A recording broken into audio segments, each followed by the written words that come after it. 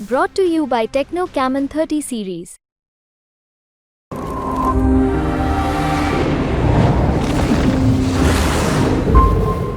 अभी जैसे ही 4 तारीख को देखना, राहुल बाबा तो इटली चले वाले हैं, अपनी नानी के घर जानेंगे, छुट्टी मनाएंगे, गर्मी बहुत है। और अखिलेश जी चले जाएंगे लंदन। ये एक कोई हद टिकने वाले नहीं है। आप देखेंगे कि ये जोड़ी पहले भी आई और आपने कवर भी किया।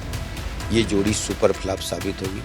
एक दूसरे पर हार का ठीकरा फोड़ेंगे और अपने अपने घरों को वापस लौट जाएंगे। ये गुंडे हैं जिनको अखिलेश यादव जी की सरकार में पाला पोसा गया है और उत्साह में नहीं, ये इनके डीएनए में गुंडे हैं। चुनाव प्रचार का आज आखिरी दिन है और वाराणसी में उत्तर प्रदेश के सभी दिग्गजों ने डेरा डाल रखा है।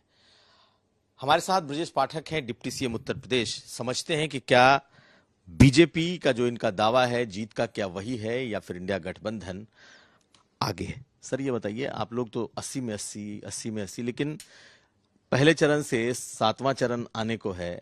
आप लोगों को लग रहा है कि चुनौती है? नहीं, कोई चुनौती नहीं है। जो विपक्षी इंडी गठबंधन है उसके पास धरातल नहीं है, उनके पास कोई नीति नहीं है, कोई एजेंडा नहीं है।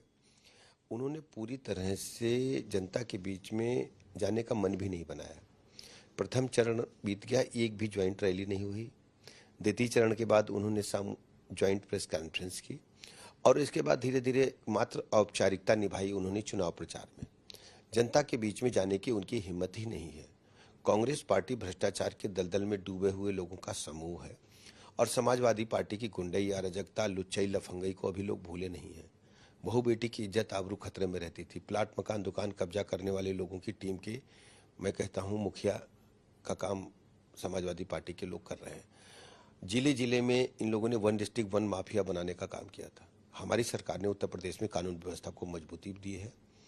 लोग अभी 1000 से अधिक दंगों को भूले नहीं है। समाजवादी पार्टी को कभी लोग माफ नहीं करेंगे। लेकिन देखा जाए तो इस बार बहुत चर्चा है कि इस बार आपके लिए, बीजेपी के लिए बड़ी समस्या है, क्योंकि 14, 17, 19, 22 आप जो कह लें, लेकिन इस बार जो इंडिया अलायंस है वो कड़ी टक्कर आपको दे रहा है। कोई भी टक्कर नहीं है। ऐसे ही चर्चा मीडिया में, सोशल मीडिया में 22 के विधानसभा चुनाव में भी ये लोग कर रहे थे।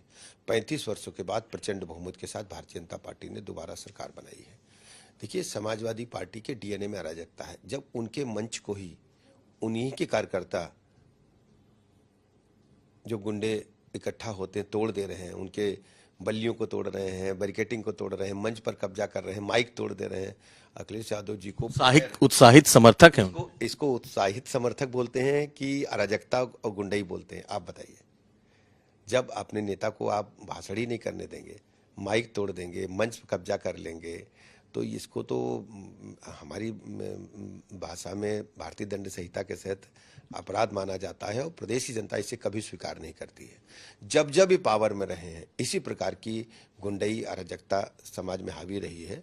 और मैं कह सकता हूं कि उत्तर प्रदेश की जनता अब अपराध से घृणा करने वाली है और अपराधियों से को पूरी तरह से समाप्त कर चुकी है उत्तर प्रदेश जनता। अब उत्तर प्रदेश जनता ने जब कमल पर मोहर लगाई तो उन्होंने इसी वजह से लगाई कि हम उत्तर प्रदेश को अपराधियों के चंगुल से मुक्त कराएंगे। लेकिन रोजगार बड़ा मुद्दा है। आरक्षण समाप्त करने की जो बात निकली वो नीचे तक पहुंची है। आप जिस ढंग से बात वो समाजवादी पार्टी के लोग कर रहे हैं, आप उनसे पूछिए। रोजगार दिलाने में भारतीय जनता पार्टी की सरकार ने बड़ी सफलता हासिल की। माननीय मोदी जी की जो योजनाएं हैं, चाहे कौशल विकास हो, चाहे मुद्रा लोन हो, हम नौजवानों को सीधे रोजगार से उनको अपना उद्यम लगा करके मुख्य धारा में लाने में। तो नौकरी की बात कर रहे हैं। मैं नौकरी की ही बात कर रहा हूँ। मिशन रोजगार के तहत माननीय मोदी जी ने करोड़ों नौजवानों को रोजगार दिया है और उत्तर प्रदेश सरकार ने तो अद्भुत काम किया है।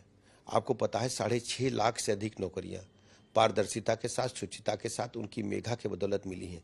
और समाजवादी पार्टी के कार्यकाल का आपको अच्छी तरह याद होगा, उत्तर प्रदेश लोक सेवा आयोग का नाम एक जाति विशेष पर वहीं के छात्रों ने रखा था। जब परिणाम आता था तो केवल एक जाति विशेष के, एक क्षेत्र विशेष के लोग आते थे और वो भी पैसा दे करके आते थे। उस समय का नौजवान अपने आप को ठगा महसूस करता था। लेकिन आज वो कह रहा है कि पेपर लीक्स हो रहे हैं, आज एग्जाम ही नहीं हो रहे हैं सरकारी। अभिषेक जी, हम दावा करते हैं कि एक भी नौकरी बगैर मेरिट के हमारी सरकार में नहीं लगी है। ये जो अराजकतावादी लोग हैं, जरा सा प्रयास करते हैं, हम पुनः इम्तहान कराते हैं। हमारा निष्पक्ष एग्जाम हो, बच्चों को मेधा के बदौलत उनकी मेहनत के बदौलत निष्पक्ष पारदर्शिता के साथ नौकरी मिले, ये हमारी प्रतिबद्धता है। एक भी बालक नहीं कह सकता है कि किसी अप्रोच के माध्यम से या घूस के माध्यम से उसे नौकरी मिली है। समाजवादी पार्टी के शासनकाल में चाहे पुलिस भर्ती हो, चाहे लोक सेवा आयोग में जितनी भी भर्तियां हुई, चाहे एसडीएम से लेकर के निचले पदों तक, सब पे कहीं न कहीं भ्रष्टाचार का दाग उनके शासनकाल में लगा रहा है। लेकिन सर, जो पीडीए की बात उन्होंने कही, इस बार अगर आप देखेंगे तो उन्होंने अपने परिवार के अलावा और टिकट नहीं दिए।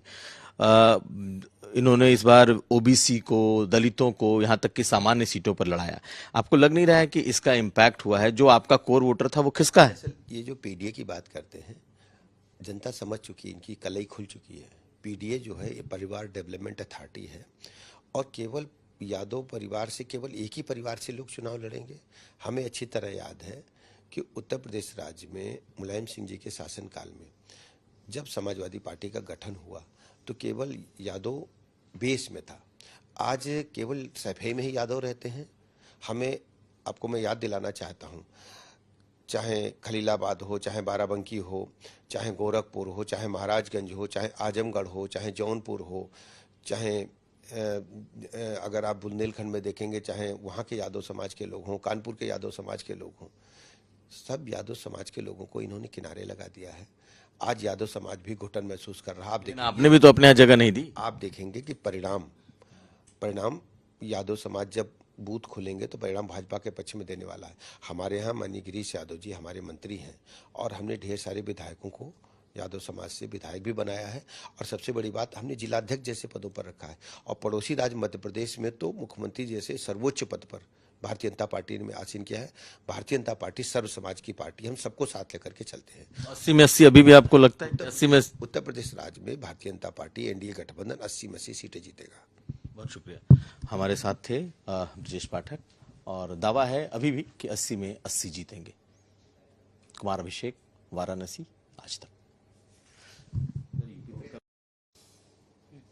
स्वागत है आपका यूपी तक पर। मैं हूं कुमार अभिषेक और हमारे साथ है डिप्टी सीएम। आज चुनाव का आखिरी दिन है। सभी दिग्गजों ने अपनी पूरी ताकत झोंक रखी है और ब्रजेश पाठक वाराणसी में जमे हुए हैं। सर, स्वागत है यूपी तक में।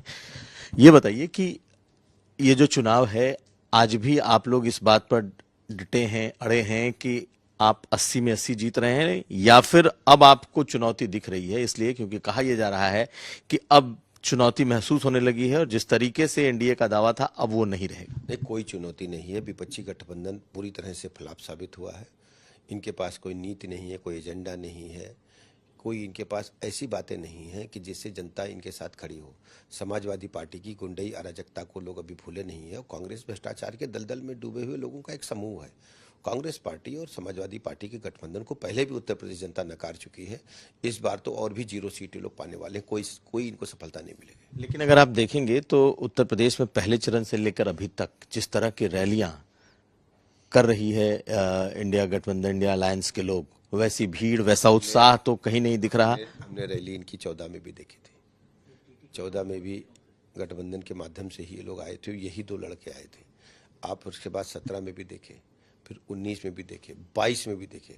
22 में तो इन लोगों ने इस ढंग से प्रचार फैला दिया था और कि यही आ रहे हैं। समाजवादी पार्टी की गुंडई अराजकता को कोई भूला नहीं है। अभी भी हमने देखा अखबारों में, मीडिया फुटेज में कि कई जनसभाएं अखिलेश यादव जी नहीं कर पाए। उसका एकमात्र कारण था गुंडई अराजकता। इनके कार्यकर्ताओं के भेष में गुंडे इकट्ठा हो गए जिनको इन्होंने पाला पोसा है। उसको आप उत्साह के तौर पर क्यों नहीं देखते हैं? इनके कार्यकर्ताओं का जोश, उत्साह। आपके घर में शादी हो और आपका भाई उत्साह में शादी के मंडप को उजाड़ दे तो इसको क्या कहेंगे? आप बताओ जरा। आप बताइए ना। मैं तो कहता रहा हूं, इसे गुंडे कहते हैं, इसे अराजकता कहते हैं।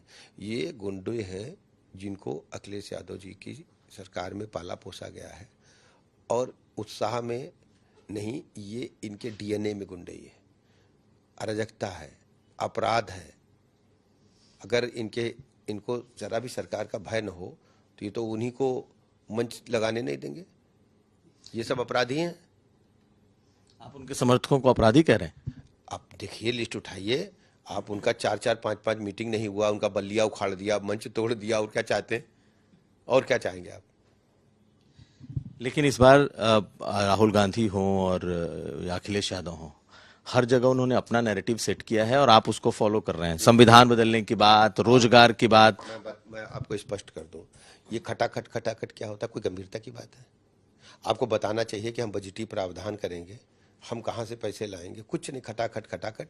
ये केवल लोग, जनता सुन तो रही है, उनको लग तो रहा है सब खाली समय में नावल पढ़ते हैं और नावल की शब्दों का उपयोग करके जनता को गुमराह करने का काम करते हैं। इनके पास कुछ नहीं है, इनके पास न कहने को कुछ है न करने को कुछ है। अभी जैसे ही 4 तारीख को देखना, राहुल बाबा तो इटली चले वाले हैं, अपनी नानी के घर जानेंगे, छुट्टी मनाएंगे, गर्मी बहुत है, और अखिलेश जी चले जाएंगे लंदन। ये एक कोई हद टिकने वाले नहीं है। इनको पूरी तरह से जनता ने नकार दिया है। यादव बिरादरी भी अपने आप को ठगा महसूस कर रही है।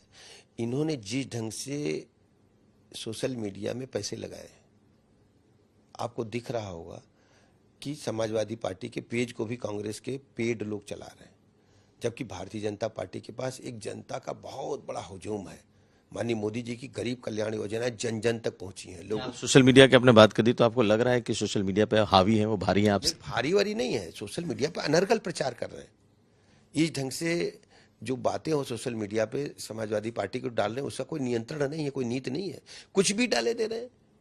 ये तो ठीक नहीं ना। इसका असर तो आप लोगों में पड़ रहा है? बिल्कुल कोई असर नहीं। जनता जानती है कि ये सब ढपोट संख है और इस प्रकार की बातों को पैसे के माध्यम से प्रसारित कर रहे हैं। जनता अच्छी तरह इनकी असलियत समझती है और इनकी कलई 4 तारीख को खुल जाएगी। लेकिन आपको लगता नहीं कि सोशल मीडिया पे आप पीछे रह गए हैं? ये जो सोशल मीडिया आपका हुआ करता था, जिस पर बीजेपी राज करती थी, अब वो भारतीय जनता पार्टी का आप देखिए सोशल मीडिया पर नंबर 1 पर है। हाँ, सोशल मीडिया पर भारतीय जनता पार्टी कोई अनर्गल प्रचार नहीं करती, इनके पास कुछ है नहीं कहने को। लेकिन सर, बिखराव है इस बार। अगर आप देखें तो आपकी जो समर्थक जातियां हैं, आपकी जो समर्थक बिरादरियां हैं, जिन्होंने 4 चुनाव में आपका समर्थन किया है, कोई बिखराव नहीं है। परिणाम बीजेपी एनडीए के पक्ष में आएगा। हमारे पास सर्व समाज का आशीर्वाद समर्थन हासिल है। समाजवादी पार्टी को कुछ असामाजिक तत्व जो चंद होते हैं, समाज में तिरस्कृत होते हैं, जो आज अपराधी है, समाज उसको सम्मान की दृष्टि से नहीं देखता, वही सब इकट्ठा हो रहे हैं पूरे प्रदेश के। जहां भी जाते हैं अखिलेश, पूरे प्रदेश के गुंडे इकट्ठा होते हैं। लेकिन आप लोगों को लगता नहीं है कि इस बार एक ऐसा नैरेटिव बना है कि संविधान खत्म करेंगे, आरक्षण खत्म करेंगे, और युवाओं का रोजगार तो इन्होंने खत्म ही कर दिया? कुछ भी कहें, जनता असलियत समझती है। भारतीय जनता पार्टी गरीबों की पार्टी है। गरीब कल्याण योजनाओं के माध्यम से आजादी के बाद पहली बार मोदी जी ने 25 करोड़ लोगों को गरीबी की रेखा से ऊपर उठाने का कामयाबी हासिल की है। आज हर गरीब को पक्का मकान है, सबके यहाँ शौचालय है, जरूरतमंद को गैस कनेक्शन है, बिजली का कनेक्शन है, 5 लाख तक के निःशुल्क इलाज की गारंटी है। 70 वर्ष तक के कोई भी बुजुर्ग होंगे उनको इलाज की गारंटी है। जो काम नाती पोतों को, पुत्र को करना चाहिए, वो मोदी जी कर रहे हैं। और अखिलेश और राहुल गांधी की जो जोड़ी, इन दिनों जो समर्थन दिख रहा है, जिस तरीके से ये लोग जनता में हैं, आपके लिए चैलेंज नहीं है? आप देखेंगे कि ये जोड़ी पहले भी आई थी और आपने कवर भी किया था। ये जोड़ी सुपर फ्लॉप साबित होगी। एक दूसरे पर हार का ठीकरा फोड़ेंगे और अपने अपने घरों को वापस लौट जाएंगे। ये कोई राजनीतिक दल नहीं है, ये प्राइवेट लिमिटेड कंपनियां हैं। हम तो जब कभी फुटेज देखते हैं, भारत एक दुनिया का सबसे बड़ा लोकतांत्रिक राज्य है, देश है, और जब हम फुटेज देखते हैं नॉमिनेशन में, तो माता, बहन और स्वयं खड़े हुए हैं। चाचा, भाई, पत्नी नॉमिनेशन के लिए मीटिंगों में खड़े हुए हैं। क्या जनता इसे स्वीकार करेगी? कभी एक मंच पे कोई दूसरा परिवार रहेगा ही नहीं। क्या जनता स्वीकार करेगी? एक परिवार की राजनीति स्वीकार करेगी? भारतीय जनता पार्टी लोकतांत्रिक पार्टी है और हर वर्ग को साथ लेकर के चलती है। सबका साथ, सबका विकास, सबके विश्वास पर हम काम करते हैं। हमारे गांव में जब हम लोग छोटे छोटे थे, बुजुर्ग लोग पूछते थे, एक बारात गई, बताइए कि कौन कौन शामिल था? तो पहले पूछते थे, बाप पूत सारे बनो ही, मामा भने जा और न कोई, कुल कितने बाराती थे? तो लोग जोड़ जाड़ के बताते थे, कोई 5 कहता था, कोई 6 कहता था। एक्चुअल में 3 ही आदमी हैं। तो वही हाल है इन लोगों का। केवल एक परिवार तक, एक एड्रेस तक सीमित लोग हैं। एक सैफई परिवार है और एक सोनिया परिवार है, जिनका देश की संस्कृति से, देश भारत माता से कोई लेना देना नहीं है। अब भारत माता की जय जयकार आप नहीं लगा सकते तो भारत में कैसे आप सोचेंगे कि भारत माता के विकास के लिए भारतीय जनता पार्टी का एक एक कार्यकर्ता रात दिन कहीं बात शुरू करता है, भारत माता की जय लगाता है। हमें गर्व होना चाहिए कि भारत माता की हम जय बोलते हैं। और ये लोग जो भारत माता को डाइन कहते थे, उन्हीं के साथी तो हैं, जाकर के जेल में उनसे मिलते हैं, उन्हीं के साथी हैं। 80 में 80 का दावा है अभी भी, या अब आखिरी चरण आते आते वो दावा आपका टूट रहा है? भारतीय जनता पार्टी गठबंधन प्रदेश में 80 की 80 सीटें पाएगा और प्रचंड बहुमत के साथ मोदी जी तीसरी बार देश में सरकार बनाएंगे। यूपी तक से बात करने के लिए आपका बहुत शुक्रिया। तो हमारे साथ थे ब्रजेश पाठक, और इन्होंने आज चुनाव के आखिरी दिन अपनी पूरी बात रखी, कहा कि 80 में 80 ही जीतेंगे। कुमार अभिषेक, वाराणसी, यूपी तक।